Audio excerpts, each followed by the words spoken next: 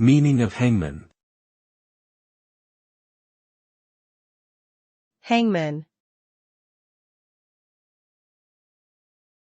Hangman. Hangman.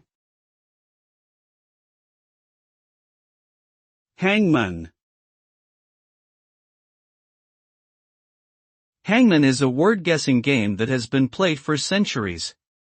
The game involves two players where one player thinks of a word and the other player has to guess the letters of the word. With each incorrect guess, a part of the hangman is drawn until the full figure is completed.